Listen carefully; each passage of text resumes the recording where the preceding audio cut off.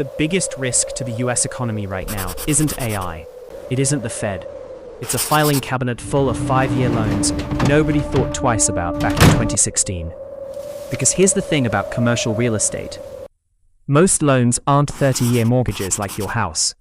They're 5, 7, maybe 10 years, then they need to be refinanced entirely. And that means whatever rate the world was living in when the loan was signed, that's frozen in amber until the loan matures. So rewind to 2016 through 2021. Rates were basically nothing. Office buildings, apartment complexes, strip malls, all of it got financed on the assumption that cheap money was the permanent weather, not just a season. Well, that season's over.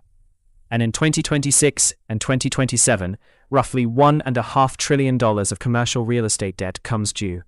All at once, walking straight into a world where borrowing costs are 2, 3, sometimes 4 times higher than when the loan was signed.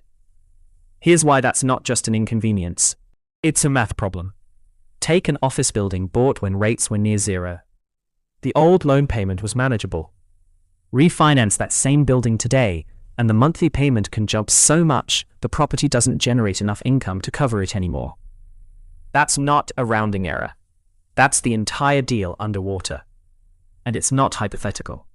Office vacancy across major US cities is sitting near record highs, remote work never fully reversed, and lenders are already seeing borrowers hand back the keys rather than refinance at all.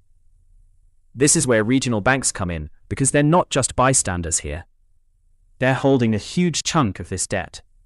Small and mid-sized banks hold a disproportionate share of commercial real estate loans compared to the giant banks everyone worries about. Which means when this wall of debt hits, it isn't Wall Street's problem first. It's Main Street's. We got a preview of this in 2023 with Silicon Valley Bank and Signature Bank. Different trigger, same fragility. Banks holding assets that looked fine on paper until rates moved and the music stopped. Commercial real estate is the sequel nobody asked for. So what actually happens when a loan can't be refinanced? Extend and pretend. Banks quietly extend the loan, delay the reckoning, and hope rates fall or property values recover before the next deadline. That's been the playbook for the last 2 years. But extend and pretend only works if you eventually have somewhere better to land. And every extension just moves the wall a little further down the road, not away.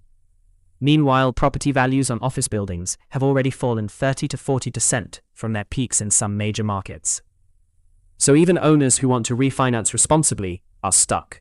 The building's worth less, the loan's more expensive, and the equity that used to cushion the deal has evaporated.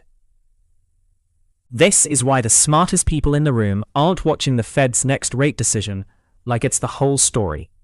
A single cut doesn't undo $1.5 trillion of debt repricing into a structurally different world. Because unlike 2008, this isn't one big explosion. It's a slow bleed, one regional bank, one office tower, one loan maturity at a time. And that's exactly why nobody's talking about it. It's not a crash you can put a date on. It's not a headline with a villain. It's just math, quietly working its way through the system, one refinancing deadline at a time. So while everyone's arguing about rate cuts and AI valuations, keep an eye on the wall. Because the reckoning isn't coming. It's already being scheduled, one maturity date at a time.